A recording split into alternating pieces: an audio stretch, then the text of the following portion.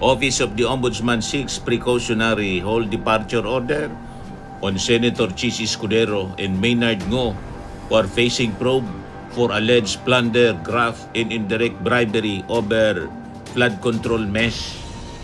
Yan mga kababayan. The track has not fully moved against Duterte is that she remains an impeachable official. But that this barrier falls once she steps down, allowing the legal machinery to move in full. Paliwanag mga kababayan ni Chua. In fact, dito po sa Office of the Ombudsman, kaya po siguro, sasabi ni Chua, ito pong kaso pong yan, hindi lamang po sa usaping kriminal na aspeto. Dahil yung sa Office of the Ombudsman, meron din po itong kaakibat na administrative. Nagbabagang mga balita at pagtalakay sa mga isyu ng lipunan. Bulsa, opinyon, banat at paglalantad sa katotohanan. Bulsa, what you see is what you get. You decide. Hello po mga kababayan, si Dante Maravillas. Sukol na sukol si Sara, mga kababayan. Sabi ni Manila Representative Joel Chua, kahit pa niya si Sara Duterte mag-resign, wala siyang takas sa kanyang pananagutan. Ganun pala yun mga kababayan.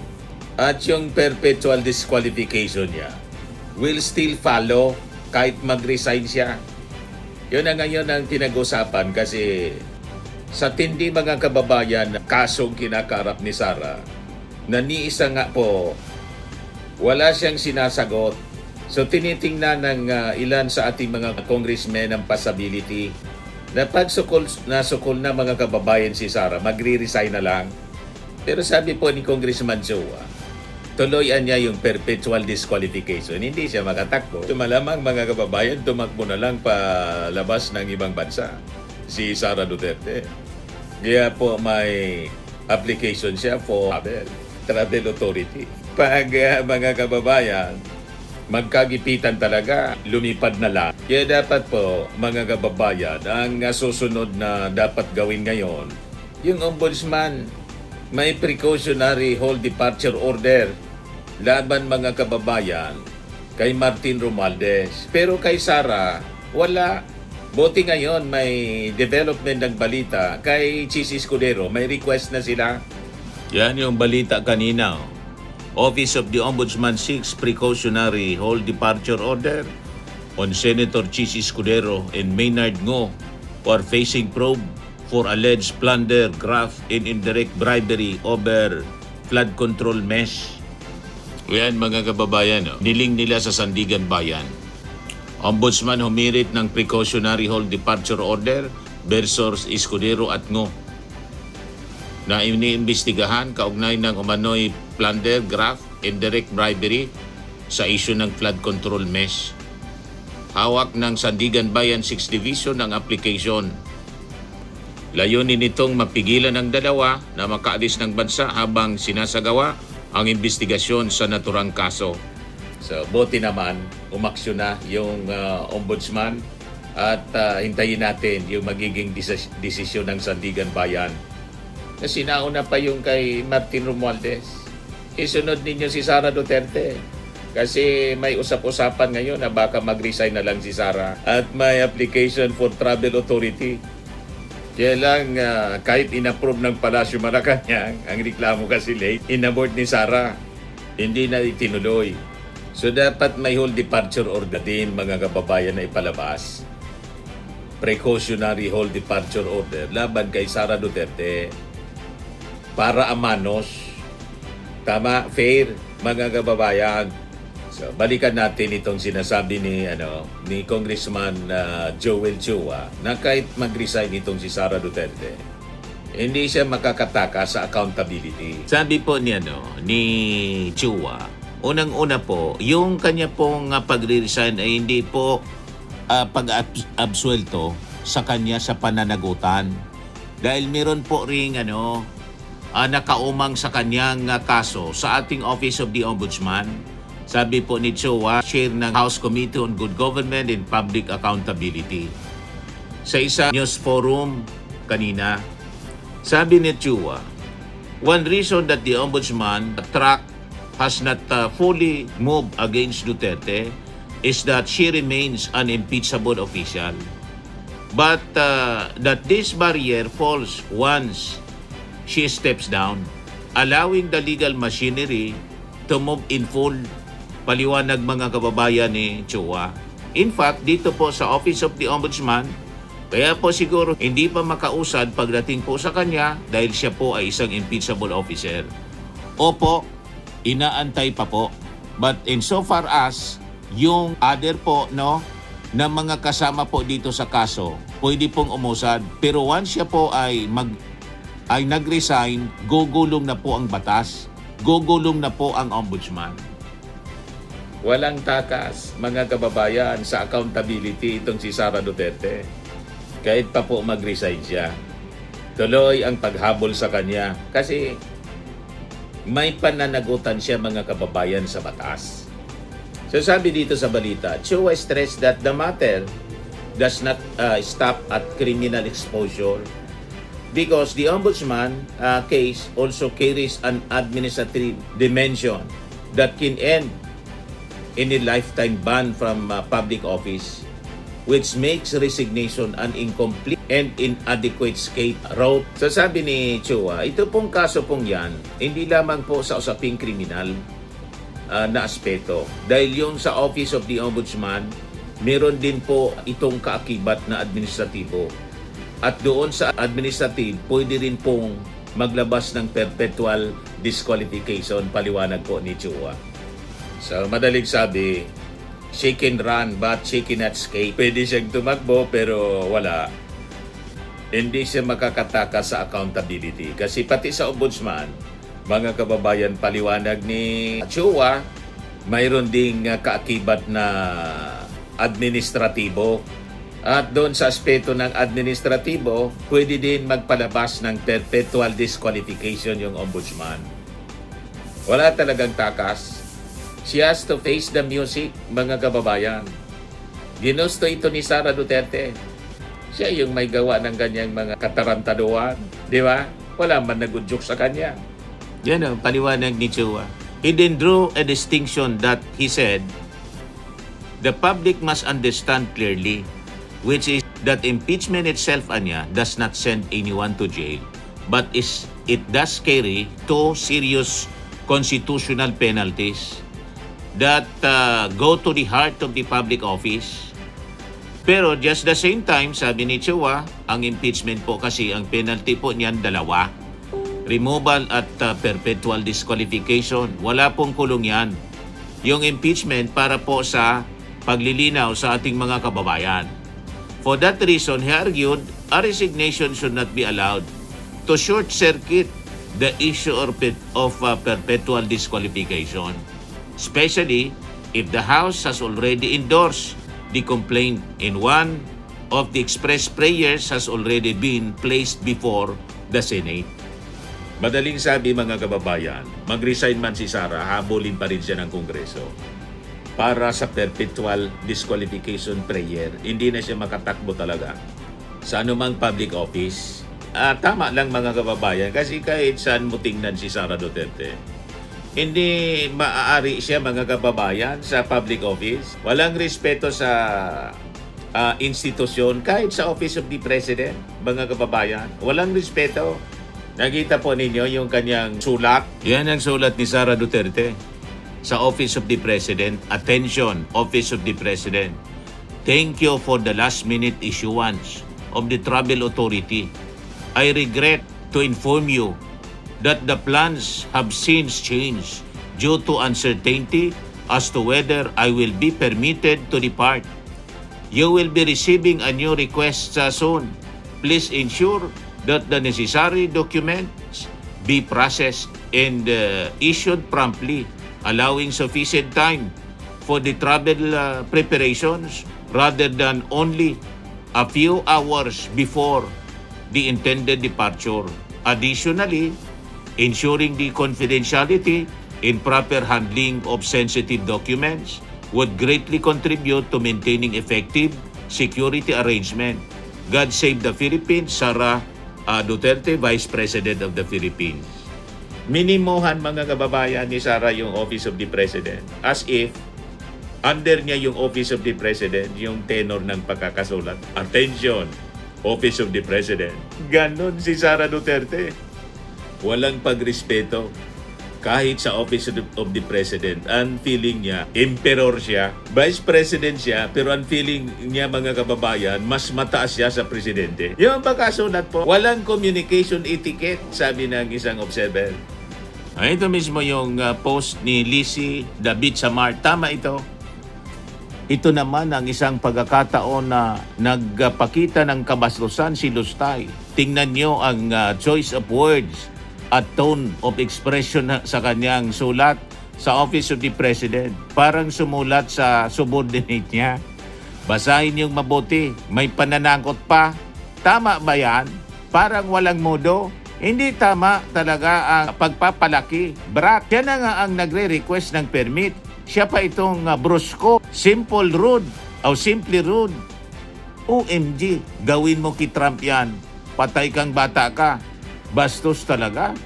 Walang office communication etiquette. Paano naging head of office yan? Ano na lang kaya ang alam niyang mabuting gawin? Can she ever be polite and nice at all? I'm sure she did not write this. Someone did with her instruction. Wala niyang communication etiquette. Ang feeling ni Sara Duterte, sakop niya, subordinate niya yung Office of the President. Attention, Office of the President. Ganon katindi si Sara Duterte, mga kababayan. Hindi siya bagay talaga, mga kababayan. Walang pagrespeto sa institusyon, even to the Office of the President. Sa Congress, na co-equal, mga kababayan, wala siyang respeto. So hindi siya pwede talaga na humawak ng posisyon sa gobyerno. Kailangan talaga na ma-disqualify, perpetual disqualification, at never, mga kababayan, pa na mabigyan ng pagkakataon na makatakbo sa anumang posisyon sa gobyerno. Ay hindi siya bagay sa public office po.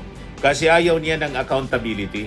Ang trato niya, mga kababayan, sa public office, pribadong company, pag-aari niya, na pwede niyang gastusin anumang pondo ng gobyerno na wala pong audit. Ito pa, nagpalabas si Sara Duterte ng statement tungkol doon sa napatay na isang UP student na encounter, mga kababayan, sa Negros yata yun. Ang feeling ni Sara Duterte, siya yung presidente na talaga. On behalf of the Office of the Vice President, I extend my commendation to the brave men and women of the 79th Infantry Battalion of the Philippine Army under Lieutenant Colonel Eric Alfonso for your recent successful combat operation. Your courage, discipline, and unwavering commitment to safeguarding our communities are worthy of the highest respect. This achievement reflects not only your operational excellence, but also your dedication to upholding peace, security, and the rule of law. Under my leadership, imagine, under na niyang leadership niya, siya na yung commander-in-chief, we recognize the sacrifices you make in service to the nation.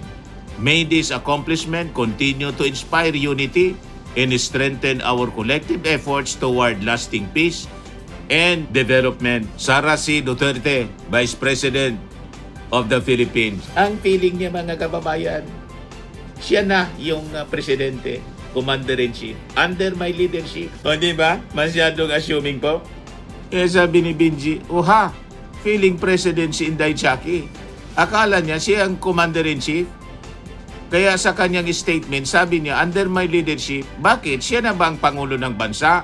O Inday Chaki, maya ka naman sa sarili mo? Sabi ko sa inyo, masyadong assuming. Talagang hindi po naturuan ng tamang pag-uugali. Walang communication etiquette. At wala talagang modo po. Anyway, balikan natin yung sinabi ni Congressman Joel Chua. Kaya kami po, sabi niya, sa party po namin, ako po, sa paniwala ko, kahit po siya mag-resign, dapat pong mag-issue, dapat po yung issue, yung usapin po ng perpetual disqualification ay dapat din po yan sagutin o desisyonan.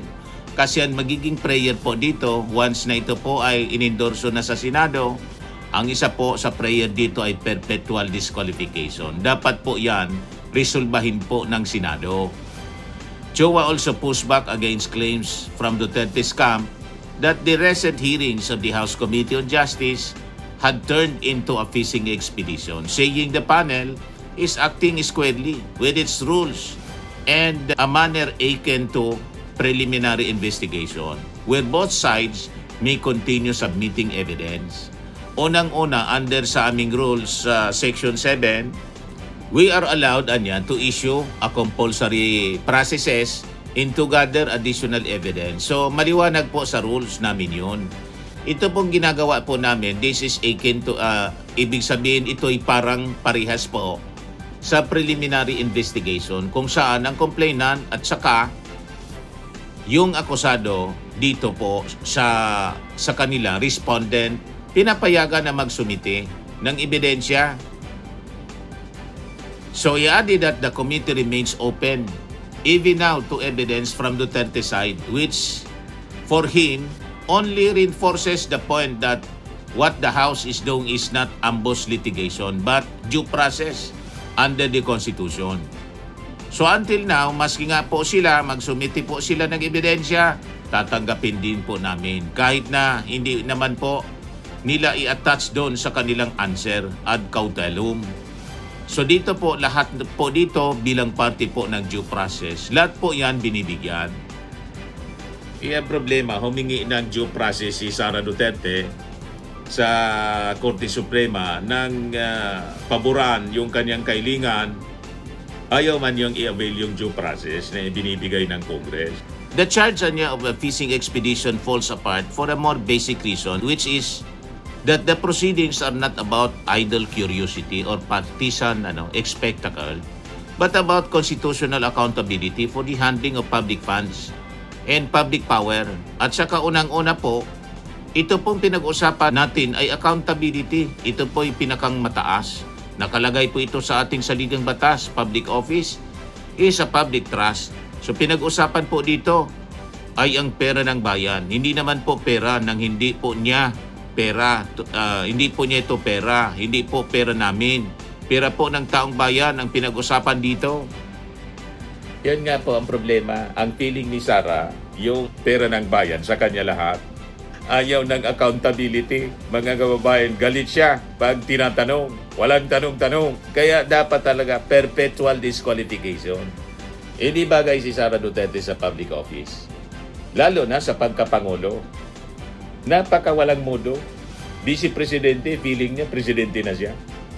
Pinagbantaan yung Pangulo. First Lady, si Martin Romualdez. Openly, pinagbantaan niya. Ganon katindi, mga kababayan. At yung kanyang pagbabanta sa April 29, ipagpapatuloy yung hearing ng committee. Nagsalita na, nagsabi na yung kanyang abogado, si Michael Poa, hindi daw pupunta si Sara. O diwa, ganyan niya i-disrespect ang Congress, ang isang institusyon na equal branch ng gobyerno. So hindi natin dapat pinapayagan ang ganitong pag-ugali ng isang public official. Okay po? So yan man lang mga kababayan, ako po si Dante Maravillas. Bye-bye. God bless. Swimming and lifting cream, pinapahid po sa mga pulses in affected area. Mainam po sa paninigas ng mga kaso-kasuan.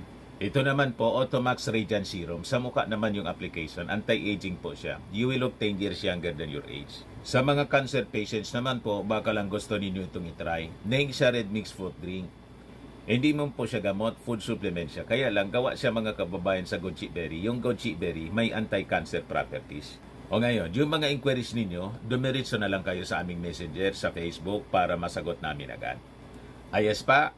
Ayos na ayos niya, Mr. Maravilla. Sa mga nagana po ng malinis and spacious fitness gym, pumunta lang po kayo sa aming Colossal Fitness Gym.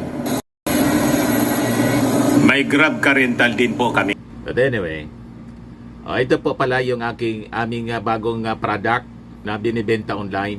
I am worldwide amazing pure organic barley powdered drink mix from Australia. Negosyo to ng aking anak na architect entrepreneur Riz Maravillas. Ayan po. Kontakin na lang po ninyo siya, Riz Maravillas on Facebook. Ang mga health benefits niya: boost immunity, improves digestion, enhance energy levels, packed with antioxidants, prevent cancer. Ito naman po yung bago naming product na binibenta online. Eye Glow Serum, whitening po siya. Tingnan ninyo yung epekto sa aking anak na architect before and now. Yung mga inquiries po ninyo, dumiretso na lang kayo sa kanyang Facebook account, Riz Maravillas.